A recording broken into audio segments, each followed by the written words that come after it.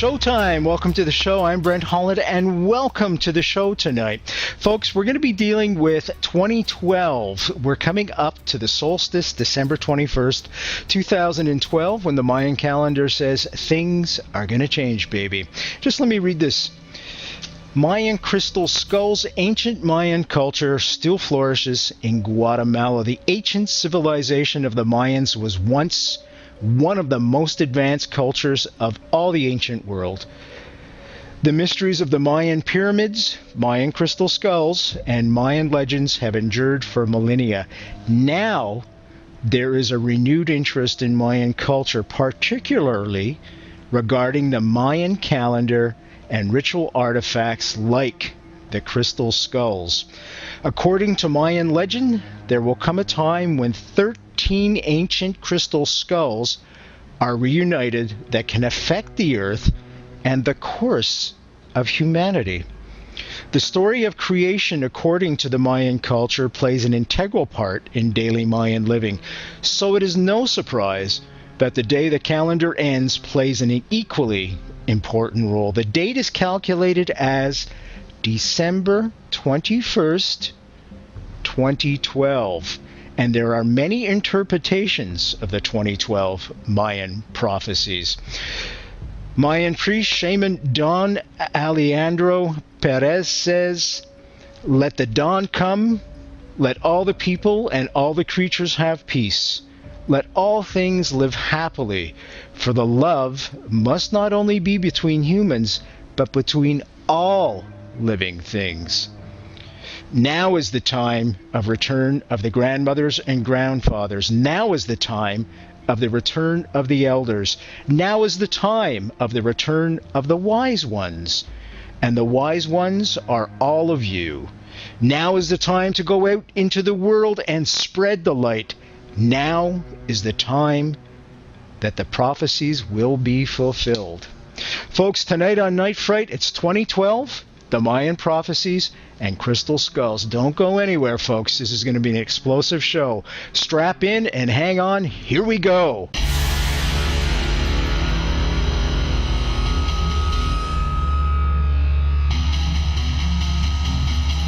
There is a time for question.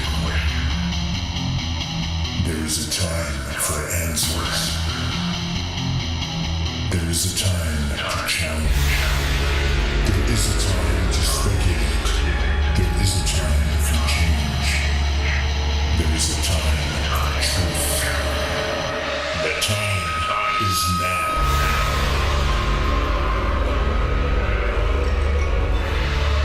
Welcome to Night Fright, your place in the dark for paranormal and conspiracy.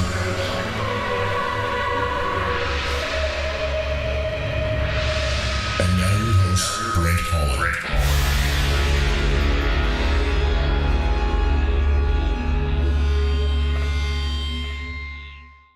Welcome, welcome, one and all. Our guest tonight, Joshua Shapiro, is an expert on the Mayan prophecies and crystal skulls. I want to welcome Joshua back to the show for the second time. I want to welcome you back. How you doing, Joshua? I'm doing great. Always nice to be a guest on your show. Thanks for joining us this evening, all the way from Seattle, folks. Let's jump in right away. There's a lot of noise out there right now as we get closer and closer to the solstice, December 21st, 2012. Can we talk a little bit about all the noise and the buildup that's leading up to this? What's it all about, Joshua? Well, I think basically the Mayan prophecy about December 21st is what most people are focusing on. But the challenge with it is what interpretation do you follow? Like Hollywood is showing it as catastrophe, but now this I can't prove, but I've trusted for many years. I've been involved with studying the crystal skulls now almost 30 years, following my intuition and my gut. And I do not feel that the end of 2012 is the end of the Earth as we know it. I've been feeling all along as we've been moving along here in 2012 that this is the year where we're going to see positive events that show us that the future of humanity, and I think the Mayans also understand this as well, is that we're going to become more connected with our spirituality, about who we are. And I base this upon some personal experiences, like we've been last year and this year, we've been working with mediums, spiritual mediums, talking to spirits that are on other dimensions and other planes that kind of can see like what's coming up for us. And they also speak about a very positive future, etc. So I think what's the key right now is 2012 is a catalyst that's providing for people a inner experience where they have a choice to make. Is all this about the paranormal and the prophecies really true, or is it all hogwash? And I think people don't get to be in the middle anymore. They're making choice which way that they're going. But what we've seen is so many people are opening up to their spiritual aspect, to the paranormal, to the idea of extraterrestrials, interdimensionals, life after death. It's like all this knowledge and information, which the ancients, which I think the Mayans have been aware about for not just hundreds, but thousands of years. It's coming full force, and people are needing to make a choice. So it's very exciting, and has been an exciting year, 2012. We've seen a lot of amazing things going on. Certainly there does seem to be a converging without question. Folks, if you're just joining us, settle in, get the coffee going, get the tea going, get a beverage of your choice going, get in that comfy chair. We're talking about the Mayan prophecies tonight, 2012, of course, coming up quite rapidly, December 21st, 2012, when the Mayan calendar ends. And we're going to talk some more about the Mayans, but we're also going to look at crystal skulls, because our guest tonight, Joshua Shapiro, is indeed an expert on all of the above. Now, an easy way to get Joshua's book, which is available as an ebook on his website, is simply just go to the www.nightfrightshow.com. Just click on the book cover associated with tonight's guest, and that'll take you right to a place where you can order the book from the comfort of your own home. Joshua, let's start off at the beginning, shall we? Why were the Mayans chosen as the people to carry this knowledge forward about the coming of the prophecy 2012, and also about the coming of the global change, the transformation that's about to happen upon us? Well, from different indigenous sources that we've had contact with, I'm not so sure if it's just the Mayans. I think that in many of the other indigenous tribes or societies, like the Hopis have prophecy about the earth. They may not have specifically designated a year like the Mayans have designated, but within many of the indigenous cultures, they've all talked about, and I think they agree on this, about a transformation happening to our world, that there would be a time. Like, for example, there's a prophecy which I heard about in Peru, because I've had chances to travel to Peru, called the Condor and the Eagle. That's where the condor of the south, which represents, the Peruvian shamans and elders, meet the eagle of the north, which is represented, could be the Mayans, most definitely Native American tribes. When those two start coming together, then there's supposed to be a time of peace. So even down in Peru, they've had a prophecy about transformation. So I don't think it's just specifically to the Mayans. I think for whatever reason, the Mayans are very precise, and they had this exact date, and a lot of people caught on to it. But many of the other indigenous people also talk about the same kind of transformation as is depicted in the Mayan prophecy. So I think it's kind of a worldwide knowledge. And then, of course, you have people who maybe were not raised in these cultures, but are spiritual people who are also receiving from their own guides or from, let's say, internal sources, which is hard to describe, that there is this transformation going on. I know for myself, especially after I had my contact with the first crystal skull I saw, which was back in 1983, an amethyst skull. This skull to me was a sign that the transformation of our world that's going on, it's really going to happen, and there's nothing at all that will be able to stop this. So I think that it's just the Mayans were the ones that got the most attention, but many indigenous people also know about this transformation, about these kind of things that are discussed in the Mayan prophecy. It's incredible to think that these crystal skulls, and I'm going to get into the history of them, according to the literature I've just read on your website, actually carry hidden knowledge in them, or perhaps not so hidden. You mentioned your first encounter with a crystal skull. Before you encountered the crystal skull, what was your beliefs and how did they change? Well, I think before I saw my first crystal skull, I was kind of a wandering Jew, if it was. I was just kind of traveling on faith. I had explored a little bit about UFOs and different ideas about, now we call it the paranormal, then it was the New Age. And I think what the crystal skulls did, or at least this one I saw, is it kind of identified for me in this large space of subjects that are all connected to paranormal. Where did I fit into that? And as soon as I met this crystal skull, it was kind of like an invitation for me. Okay, now that you know about us, and now that you know we're here to help humanity to create world peace, which I believe is their main message, Joshua, what are you going to do about it? And so it was like I was given an opportunity, and I thought, well, I better research it and better see if I can meet some more crystal skulls. And back in 1983, I had no idea I'd be writing books, even have helped to write a film, a script for a film, which I hope one day will come out. I would say our script should have been the one that Spielberg and Lucas did with the Indiana Jones film, but that's just, my side joke. But, all the travels and all the skulls I've made and opportunity like with you to be on the media, sometimes it's received favorably and sometimes, they tear apart, some of the things I talk about, but that's just how it goes when you're involved in the paranormal. You have to just be open and just go with that. Joshua, how did the movie, we all remember it, the Crystal Skulls, Indiana Jones and the Crystal Skulls, how did the movie hit the nail on the head and where did it miss?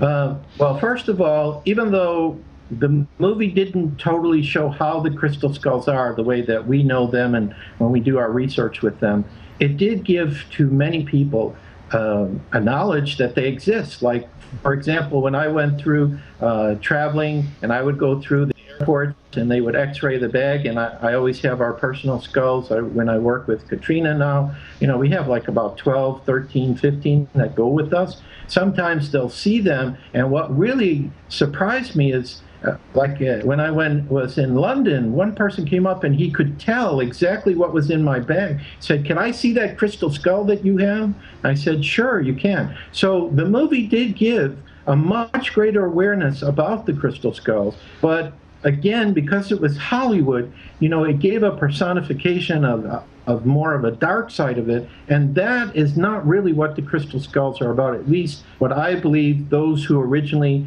either created them, which could be Atlanteans, Lemurians, beyond, or they were gifts from the gods like the Mayans talk about, which would be extraterrestrials.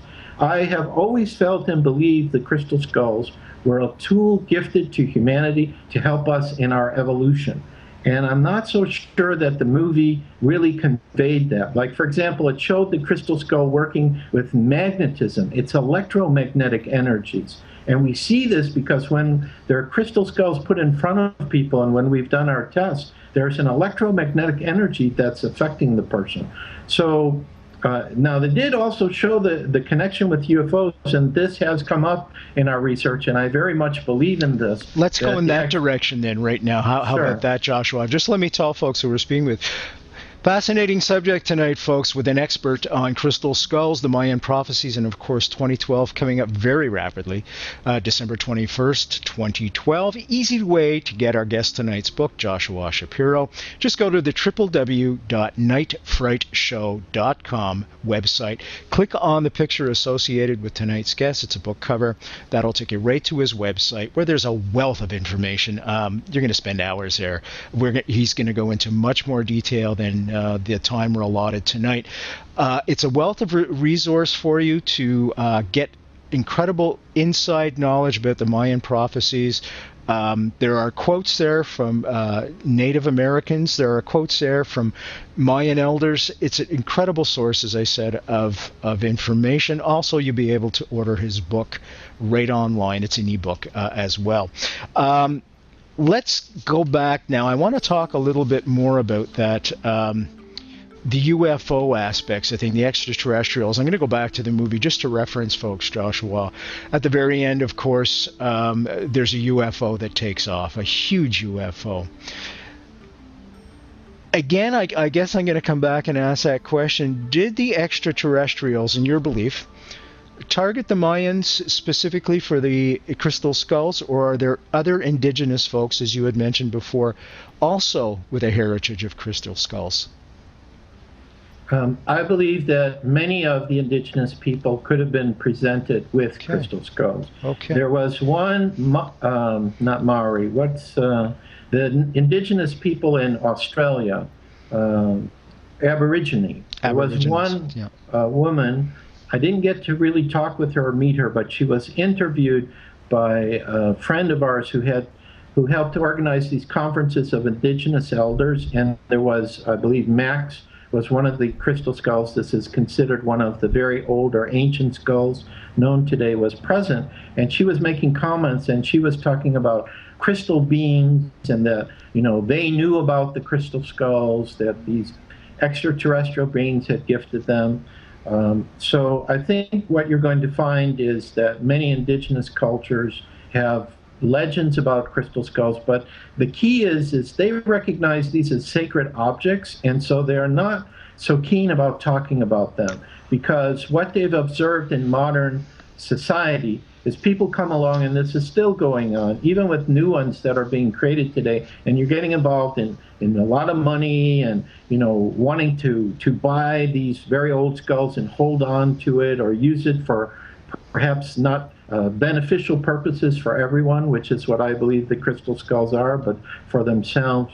So, I think there's a lot of different ones. Plus, I also believe that back in Atlantis and Lemuria, where the Mayans may have received their crystal skulls from, because this is part of the story, is when Atlantis was destroyed, they had crystal skulls, they knew that they were sacred, and different people, probably who were connected to the temples that they were housed in, were told, you have to go and hide or take away from, Atlantis, which was being destroyed, and put them in our colonies until a future time where they'll be needed. Now, this is what came up for me in Peru. I actually had a vision in a certain area of Peru I was in, where I was holding my personal skull, which happens to be the one I have right here, which is Portal de Luz. This is the first one that I received. It's a little bit heavy, so I'm not going to hold him for too long, but he went with me to Peru when I was looking for a blue crystal skull there. This is back in, I would say, the early 2000s. And I actually had a vision of a spacecraft flying over me in this area, and I had the sensing I was on board that ship, and we were bringing sacred tools from Atlantis to Peru. Because I've gone to Peru like 8 or 9 times. It's like I'm called to go there at different points. And I think that... When you say you're called, Joshua, I'm sorry to interrupt you. That's okay. Can you describe that a little bit? And what you just described sounds very much like either a reincarnation or perhaps an out-of-body experience. Well, when I saw this, I was in my body, but it was like in my mind's eye. I saw it very clearly, and so on. But what was your question? I was going to ask you, when you're calling? Called, yes, is that a strong magnetism towards this area? Yeah, it's just to the country. There's this overwhelming feeling that comes over me, and I feel like I have to go back. And I don't always know what the reason is. And then once I've gotten that calling in the past, I've tried to figure out, okay, which places do you need to go? And every time you go, new places show up. Like things you weren't prepared to do. Something else will come up. Somebody will say, have you investigated this? Or, do you know about this location? And you wind up going to some extra places you didn't plan. Can we talk a little bit, Joshua, about the manufacturing of the crystal skulls?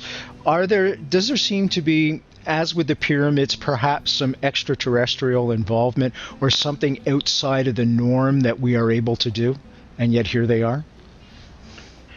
For a long time, some of the crystal skulls, which have a very sophisticated design to them, especially ones that have been found in the ground or near ancient ruins, there was a big question about how could they have been made by primitive people?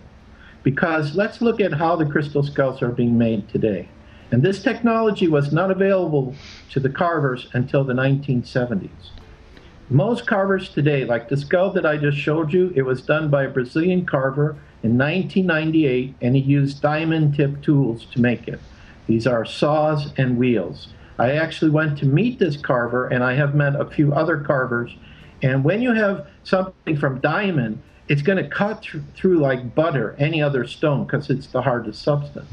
But it still requires an individual who's very talented. Like if you gave me to try to create a skull in this way, you could forget it. I don't have any idea of how to do it. But these carvers, it's like they tell me the stone talks to them and they know how to fashion it. And I even talked to one carver who made it while it was in water where he couldn't see what he was doing. He was guided by spirit. So there's a symbiotic relationship between the carver, the person who actually creates it, and the actual piece that he's working on. That's incredible. Can you explain that a little bit more? It seems to me like they're almost acting as a conduit, perhaps, for a higher force to bring this into reality, to bring this into our presence. Well, this is what I believe if the carver is open to spirit, although I think the one who made Portal de Luz, he told me when I met him he didn't know why he was doing this and why people wanted crystal skulls. So I don't think the person necessarily needs to be open, but they might have a rapport with the stone. So it's like the stone is communicating to them what shape to make. Now, this is with the modern carvers. Yes, sir. Now, how could these primitive Indian people who didn't have even this kind of technology create these kind of skulls? Like the Mitchell Hedges skull, for example, is almost an exact duplicate. Of course, there's controversy. Some people said, no, it was made by advanced carvers in Germany and Eder Oberstein in the 1800s. So because they always look for tool marks. Like on the skull I showed you, there would definitely be marks from the tools made. With the Mitchell Hedges crystal skull, they found some marks, but it wasn't exact like the kind of marks that we see now. So it's very controversial. But here's the thing about these older skulls. Beyond the beauty of the design is the energy that is connected to those objects. And also, in many cases, there seems to be a living consciousness that's connected with those objects that's communicating with people. I want to go there right away, Joshua, because that was in my series of questions I have for you. But now that you've brought it up, let's go there right away. This is absolutely incredibly fascinating because you had written, and the Mayan elders have written as well, that these crystal skulls hold knowledge. It's almost like a virtual library, if you will. And I'm curious how you access that knowledge. Has it ever been accessed? And you say it's a living consciousness. Let's talk about that consciousness. Is it an earth-bound consciousness? Is it a universal-bound consciousness? Is it beyond all that even? Well, again, we have different types of crystal skulls that exist now. Of course, we have the one like I showed you, which is a modern skull. We have ones that are called old, which are made more than 100 years ago to 1,000 or 2,000, and then we have ancient. And then there's also a fourth kind now, which we actually have one in our possession called a ported crystal skull, which means it comes through a medium and it's coming from nowhere, literally, and just physically appearing. Our experience has been that even with the new crystal skulls, now I'm just focusing on quartz. This is what I have the affinity for. Crystal skulls are now defined as any kind of gemstone used to make a skull, which could be human skull, alien skull, animal skull, or unknown. Because like we have I would say it's an old skull, came out of Mongolia. It doesn't look human, it doesn't look alien, it's a stylized skull, but I've seen a lot of these come out from that area now. So we have, let's just say these crystal skulls they look like some type of a head. That would be the only way I could define it. But even with the new skulls, like Portal de Luz, if I just sat and looked at him, I actually can hear his thoughts bouncing off my head because in a way he's kind of sitting here because I'm trying to talk about his brothers and sisters to explain it to him. But it feels as if I'm talking to a person when I speak to him. Now, there was a friend who also is involved one time, and this is back in, like right after I got Portal de Luz. he had a conversation with Portal de Luz, and he said, for Joshua, could you tell me who's talking through you? And Portal de Luz refused to answer. Plus, he also saw, let's say, a person in a hood, like 3 of them, all right? So to summarize what I think is going on, but I can't prove this. Like I was on National Geographic once, and I talked about this. So what did they do? They put electrodes connected to a crystal skull, and they didn't measure any energy. They said Joshua doesn't know what he's talking about. What I'm talking about is on a spiritual level, which cannot be measured in any physical way. There is a telepathic communication, or there are visions the person gets, or they just hear things inside of them that's coming from a living consciousness. It's the only way I can define it. I think one of the keys to explain this comes from a medium that we interviewed here, where we had the crystal skulls in front of her while she went into her trance. And I believe it was one of her extraterrestrial guides who spoke through. And he said, we like these crystal skulls very much because what they're doing is they're giving us a way to communicate with humanity. So for example, when you look at a crystal skull, it kind of, especially if it's human-like, it looks like us. And you could kind of be comfortable with the idea, hey, I'm talking to a head and it's talking back to me. So what I think is happening is, especially with quartz, it's acting as an interdimensional portal, which is allowing different spirits from different levels to come through, but it's still linked to who the guardian of the skull is. So who I am, the kind of work that I do, who I represent from a vibrational frequency, those are the type of beings that are going to come. Now, the only other experience I had was in the presence of the Mitchell Hedges skull. This was in 2008. Bill Holman is the guardian of that skull, and I was connected to him because I was involved in 2 documentaries that he was filmed with too. One, they showed part of my interview, one they didn't. And he allowed me to sit with his crystal skull, and what I did is I had 3 of my own. I had Portal de Luz, which I've shown you before, face to face with the Mitchell Hedges skull, and then behind the Mitchell Hedges skull were 2 smaller ones. And I was sitting on the ground in front of them. They were on a low table and meditating. Besides having the most wonderful, peaceful experience for about 20 minutes, what happens is, now again, I don't have such a strong gift of vision. The best that happens to me is sometimes I see colored lights, which Katrina, who sees these beings, says that's the beginning. So there could come a day where I start to see the beings who are around me. But for the most part, I see colored lights and I feel them or I hear them, but I don't see them. But in this case, very distinctly in my mind's eye, I saw floating off to my right, behind the Mitchell Hedges skull, was a consciousness. And it said, I am not an individual consciousness, I am a universal consciousness. Wow. And that was connected to the Mitchell Hedges skull. And maybe the meditation I was doing with music, plus having my skulls there, and working with that crystal skull, maybe that was, like some kind of a duplication of a ceremony or something I may have done in the past, because I think I knew the Mitchell Hedges skull from another time. And this being appeared, and right after that, my heart was open, my life forever changed, and I'm pretty much mostly in the neutral.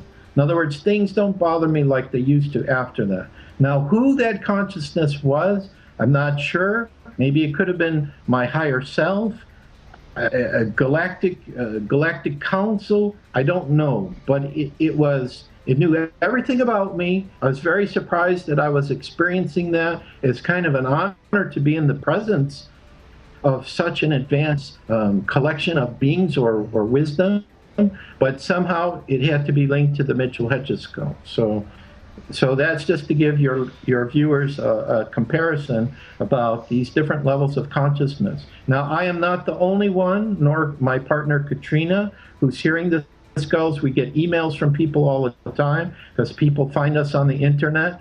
Look under Crystal Skull Explorers, Crystal Skulls Explained, Joshua Shapiro, and we come up on the internet, so people find us. And other people are saying with their personal skulls, which usually are some of the modern ones they are also having communication. And the communication occurs based upon what is your spiritual gifts that you work with. So for me, Portal de Luz is talking to me. I hear him in my mind's voice. Katrina would hear him in a distinct, separate voice outside of her ears. Joshua, I have a couple of quick questions for you. What is a guardian of a skull? And you have to be in close proximity to your skull in order to create this, I would call it a relationship, for lack of a better word, where you're receiving at and giving at the same time. Well, we just call a person who is, we don't like to use the word owner. Okay, some people would say it's an owner of a skull. We call it a guardian or a caretaker. Okay. We believe the crystal skulls select you.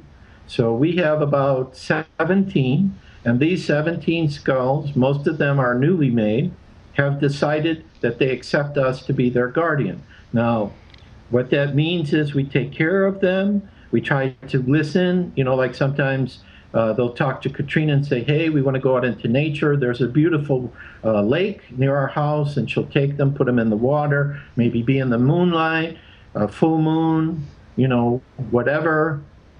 So they communicate with us sometimes if they feel they need an experience.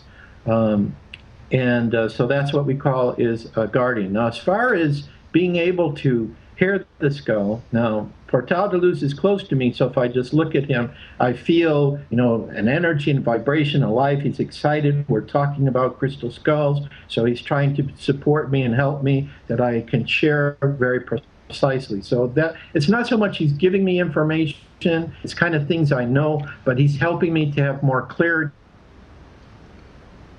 so that I can, like when he was next to me when I was writing first books, Journeys of the Crystal Skull Explorers, in the printed form of that, it was next to me, and it was very, very easy for me to come up with what I needed to say. Even though I'm not a polished writer, you put me in front of the computer, I have to write something, and the words just will start coming out, and then I go back in and I edit it, but I had full clarity in the moment when I was writing what I need to say. It's just, a lot of times when you're translating from the inner dimensions to Earth, which is a limited language, you know what you need to say, but you can't always come up with the precise wording to say it.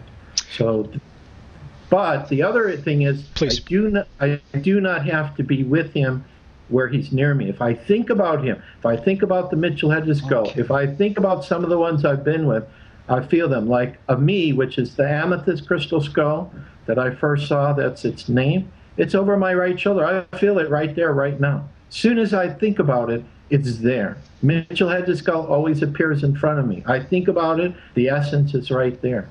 And it's the same with this blue skull that I've been looking for in Peru, though it has not come out yet. For me, it's very real. It communicates with me. If I ask it to come on my right hand, I actually feel a weight, and it will be there, and other people have experienced it.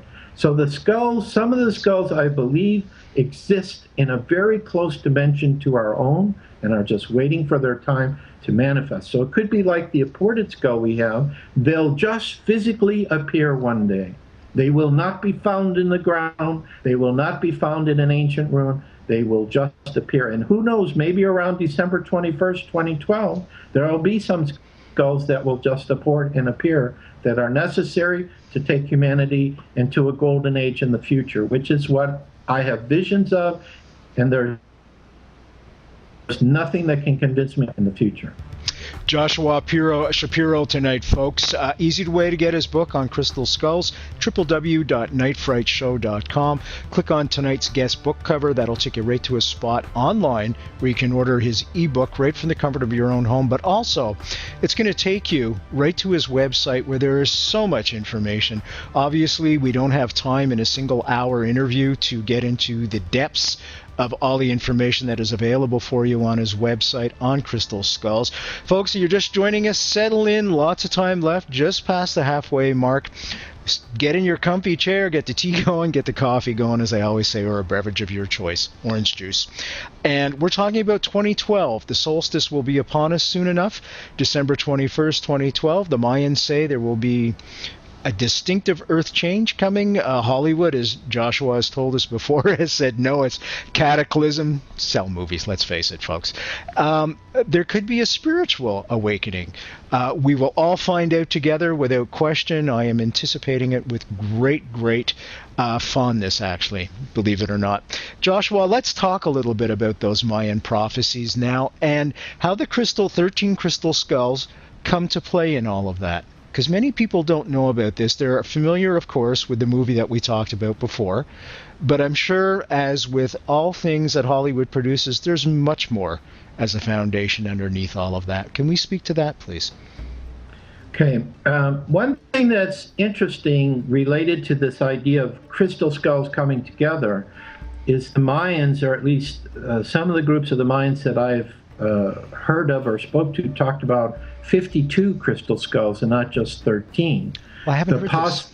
Yes, the possibility of multiple sets, which would be 4 sets of 13, that perhaps they have a set of 13 and some of the other indigenous people in the world may have sets of 13 as well.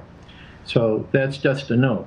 In general, the theory about the 13 crystal skulls, which is a key part of the film we hope to show, which I don't know.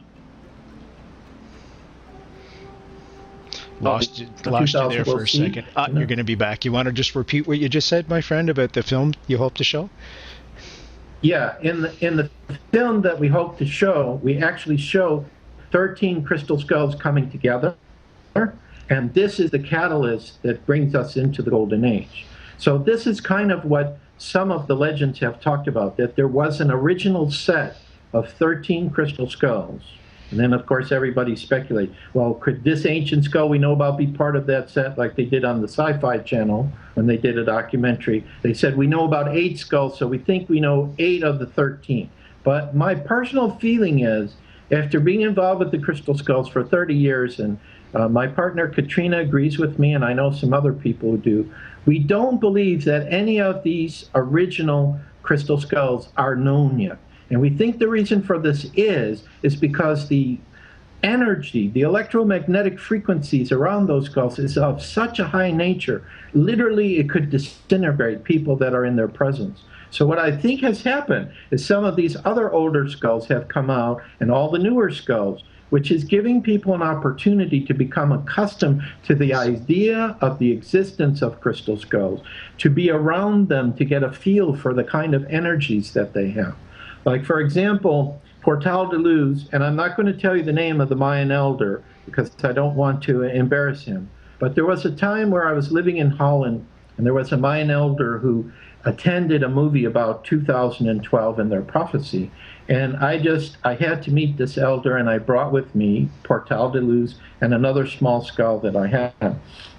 And Portal de Luz told me when the elder came up not to say anything to him. Let the elder decide for himself who he was and what he represented. So, although I speak some Spanish when I go to Peru, my Spanish is not good enough. Plus, I think that the way they talk in Central America is different than in South America, and it's different than in Spain. So each people that speak Spanish have their own accent. So he had a translator, and the first thing he said is, this is an ancestral Mayan crystal skull, and you need to give him to me so I can return him. Because for the Mayans, their crystal skulls were stolen by the Spanish who came. And this is the reason why they hide them and they guard them in secret, because when the Europeans came over, they start stealing everything. So I told him, I said, grandfather, I'm very sorry, but this is not one of your skulls. This was made by a carver I know. I visited with him, I talked to him, and he says, you don't understand, this is one of our old ones. And then I showed him another skull, smaller one done by the same carver, and he was quiet. Now, why did he say that? He said that because his priests were the ones who initiated this crystal skull, which is called Portal de Luz, Portal of Light. I received him in Sedona, Arizona, and I attended a sunrise ceremony by his own priest. This crystal skull was sitting next to another one called ET, which I believe is a very old skull, also made of smoky quartz, like Portal de Luz. And what I think has happened is Portal de Luz has absorbed, not just in that ceremony, but energies that are related to the Mayan prophecy, to extraterrestrials and UFO, and that's what the shaman felt, was the powerful energy that this new skull had received, being in the presence of other older skulls and sacred places that we've taken him to. Like, for example, we've taken him to crop circles in England, where he sat in the center of a crop circle, and after I meditated with him, he changed the energy in that crop circle, because there was a researcher who had a device that was able to measure it. So when I placed him in there, nothing happened. After we did a meditation and I was surrounded by a cone of energy while I was meditating with him close to there, we put him back in the center, and he made the measurement at the center of the energy go off the scale. So this, to me, is an example of the possibility even of the new skulls being able to receive and to record ancient energies inside of them. And store it at the same time. You know, I've always been curious, Joshua, why do crystal skulls take on the shape, as their namesake states, of a skull? Why not, I don't know, some ambient object, or perhaps something of an animal to represent them as well? Well, I think if we look at ourselves, just look at our own body. Of course, every human being has a bone skull inside of him. Now, what's happened is, over the last several hundred years, humanity has decided, for some reason, that a human bone skull deals with death, doom, and evil. And primarily, I think this happens because maybe some of the so-called cults have worshipped the skull and the power of the skull, or you look at the skull and if it's a real one, it represents somebody who was alive but now has passed away. So we have this connotation about the skull that we're not comfortable with that shape. But for the Mesoamerican people, they worship the skulls because they represent the connection to the Godhead, and the Godhead would be all wisdom and all knowledge of the universe. So I believe that the higher spiritual beings who decided, whether they're galactic, extraterrestrial, very highly evolved spiritual beings, that humanity has this form and we would have this bone skull, that they understood that the bone skull is what allows us to receive, while we're alive, cosmic knowledge and information from the universe, which then filters down into the different levels of consciousness. So there's something about the shape. It's the same like a pyramid. Go 1/3 of the way down in a pyramid, it rejuvenates metal. It has some kind of magical property. So there's something about the shape of the skull which connects us to the universe and to wisdom and knowledge. Now, making them out of quartz crystal amplifies that effect, because quartz crystal already is a transmitter and receiver for all kinds of frequencies of energy. And as Marion Bradley Zimmer wrote in The House Between Worlds, which is a book not too many people know she wrote, she said that quartz crystal, and I think this is true, when it goes from one dimension to another, it stays as quartz crystal, whereas other objects like this glass or something might become a pen in another dimension. But quartz crystal stays the same. So if that's true, that means all different kind of beings can work through quartz crystal to have a contact with us. And I even received a message once, can't prove this. One of my guides said, do you know quartz crystal was not native to your earth a long time ago, and we brought it to be a tool to help you in your spiritual evolution? That's a pretty profound statement. I never forgot that. So I don't know if it's true or not. But that's what I think goes with the shape of the skull and why it's important. You know, that makes perfect sense, Joshua, what you've just described about the parallels between the shape of the skull and our own human skulls. I think it makes perfect sense. I want to ask you, too, a little bit more of the history of the skulls. I want to go to the Holy Land for a second. Is there any oral history, any traditional histories of crystal skulls or anything of that nature from the Holy Land? Biblical times? Somebody else just asked me this question on an online conference. As far as I know, related to Israel and the Hebrews, I have not heard about anything connected with them. However, connected with Egypt, there are several people who have felt that probably in the Great Pyramid or the Sphinx could be crystal skulls, which I would assume, if we follow what Edgar Casey talked about, who also had a past life in Egypt, when Atlantis took their sacred tools to the colonies. Egypt was one of the colonies. And what Edgar Casey described in this past life is the Egyptians were not too happy to see the Atlanteans coming over, but eventually they created a bond with them and they started to incorporate some of their advanced technologies. So it's very possible they would have brought crystal skulls to Egypt. But as far as... well, the reason why I asked that is because I was reading on your website, there was something about an ark with crystal skulls inside, and as soon as I see Ark, of course, I think of the Ark of the Covenant. And once again, folks, I'm going to represent Indiana Jones and the original Indiana Jones for some more information on the Ark of the Covenant, where it's supposed to hold the laws of Moses. I was wondering if there could be parallels there when I read that. Well, I think this discussion about the Ark comes in our first book, Mystery of the Crystal Skulls Revealed. Mm-hmm. There was a gentleman that we interviewed named Michael Kent, who was kind of like a spiritual channel, and he was talking about an ark, but I think he was relating this ark either to the beings that are connected to the hollow earth, which is a whole other story where crystal skulls may have come from, or he was connecting it to extraterrestrials or Atlantis, you know, like an Ark of Skulls, but I don't think it was like the Ark of the Covenant per se. Okay. So I haven't found any connection with the Israeli or the Hebrews with the crystal skulls, but many of the other indigenous people around the world, there seems to be a connection. Like the crystal skulls traveled, you know, they went to different places. So these indigenous people, you know, have legends about them. But it's not just crystal skulls. There were all kinds of sacred tools that these, you know, Lemurians, Atlanteans had, which either are in time capsules or buried. But I think they did that specifically because they knew this time we're living in is coming. So Casey said a lot of us that are living now are incarnated from Atlantis. Mm-hmm. So I think I wouldn't be surprised this blue skull I'm looking for, that I've had contact with it in other lifetimes, and this is the reason why I'm going crazy around it, and I went to Peru and looked for it and have this communication with it. It's because my soul knows it. It's comfortable with it. So I assume if this is true for me, there could be many other people who are linked to sacred tools from other times who hid them, that will be called to go find them and bring them out for now to help humanity to create world peace.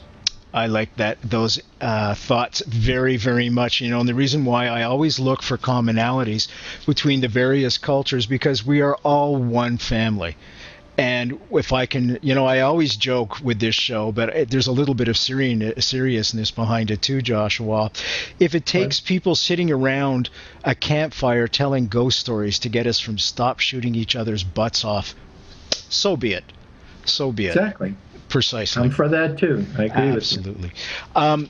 I want to ask you also, what is a blue crystal skull? Because I've never heard that term. But more importantly, are there inherent dangers? For example, you're an expert on crystal skulls.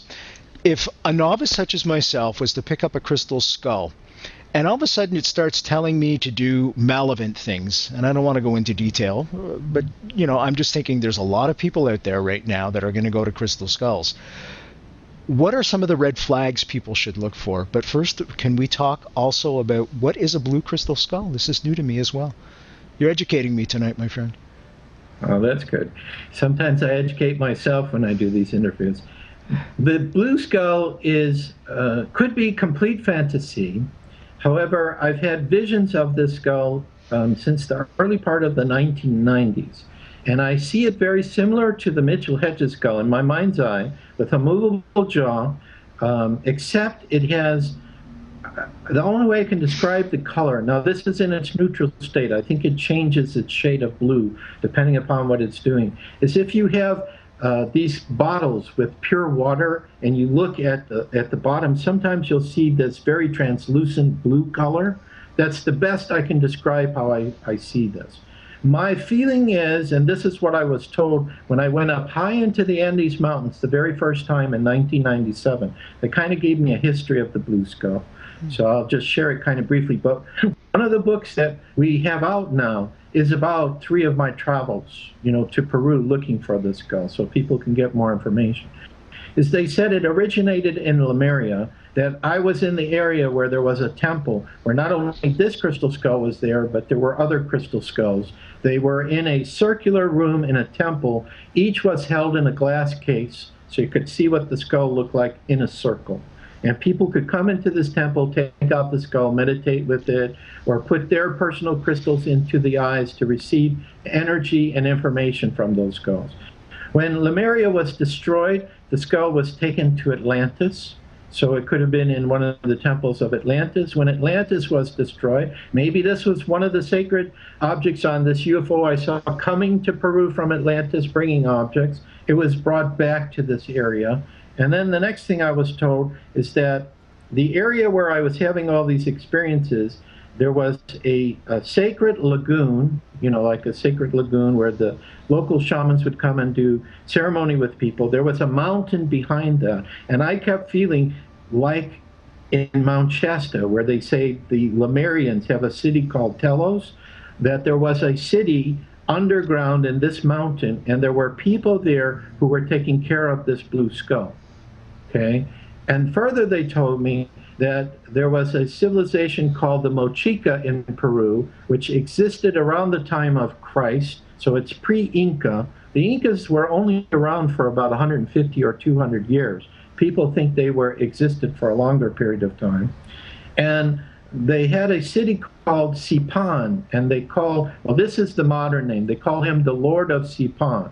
I apparently had a past life where I was his son-in-law. And what I was told is during the time of this lord, this Mochica chief, let's say, he had 2 tall beings that came to him, purportedly from this mountain, and they presented this blue skull to him, which he had for a number of years. And then he was told he had to return it, and for whatever reason, I was selected to go, and I found this mountain because there's a skull shape in this mountain. That's what I show in the book. And I left it there, and the people inside that lived in the city took it back. And that may be where it is, unless it's in another dimension, which is what I believe now. Now, how can I prove any of this? I can't. It's a fantastic story. It sounds like Indiana Jones, but I feel this connection energetically. I can see the blue sky. I can see it right now as I'm thinking about it. So it's very real to me. I just think it's in another dimension, and it's just waiting for its time to manifest. So it could be an imported skull like the one that we have that came through a medium. Just came through his mouth. It was channeling Krishna, and this crystal skull manifested. And I actually had a vision. I saw that happening before I went to the seance. I didn't tell anyone because I thought, if it doesn't happen, everybody will think it's wishful thinking. And as soon as that skull came out through the medium, many other objects came out too. Not possible. He ingested all of these and spit them out. Doesn't make any sense. But when the skull came out, everyone knew who it was for. So it could be like that. And I don't recall, what was the second part of your question? We're going to have to start to wrap up in just a couple of minutes, but I was asking, there's going to be a lot of novices out there right now after listening to this show. Are there red flags they should be aware of? Well, I think it's the same as a person is opening up to their spirituality.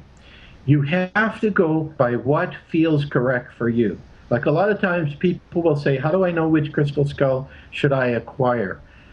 For most people, when they see the skull that's right for them, it's electrified. They know it. They feel it. So there is a feeling, a strong feeling that will come over you. And if you don't have that, if you don't feel connection to it, then I wouldn't buy or accept anything that happens. It's got to feel right. This is the most powerful way I know to validate an experience you have is real for you. Now, it might not be true for anyone else. Like that same skull, you could share it with all these other people. Nobody will feel that connection. But the person who's the true guardian, when they meet that skull, they feel it, they know it, they get all kinds of confirmation. Like there might be other signs like clicking noise that all of a sudden appear, or something that somebody just says at the precise moment.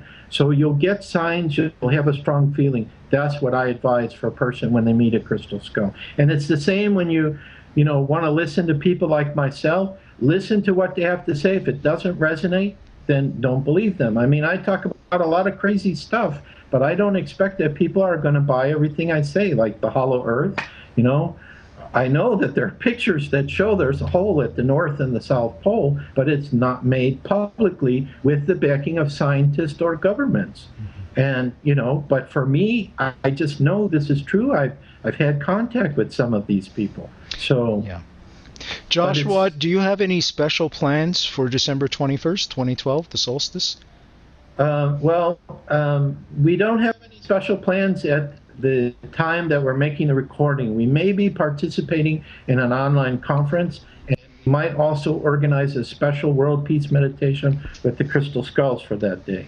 So I'm sure we'll be doing something, but at the moment of this interview, it's still up in the air. But, you know, something comes up, and we know that's what we're supposed to do. So I'm sure we'll be involved in some way, and definitely meditating on that day to link in, because a lot of people are going to be focusing on that. And the key would be if all of us would focus and have a positive vision on that day, it could accelerate things tremendously. Or any day as well, just focus in on the positive always and meditate on that. Folks, we've been speaking with Joshua Shapiro. We've been talking about 2012, the Mayan prophecies, and crystal skulls. Joshua is an expert on all of those. There's a ton more information on his website, and that can be found very easily by going to the www.nightfrightshow.com website. Just click on his book cover associated with tonight's guest, and that'll take you right to his website. You can do two things there. Read to your heart's content with pertinent, incredible, profound information on this subject, and also order his ebook right online from the comfort of your own home. Joshua, I want to thank you very much for coming on the show and being a super trooper as always, and you're not going to be a stranger. You're going to be a regular, my friend, on this show. You can't get away from us. I'm Brent Holland. Thank you so much. I'm Brent Holland from Night Fright. See you all next time.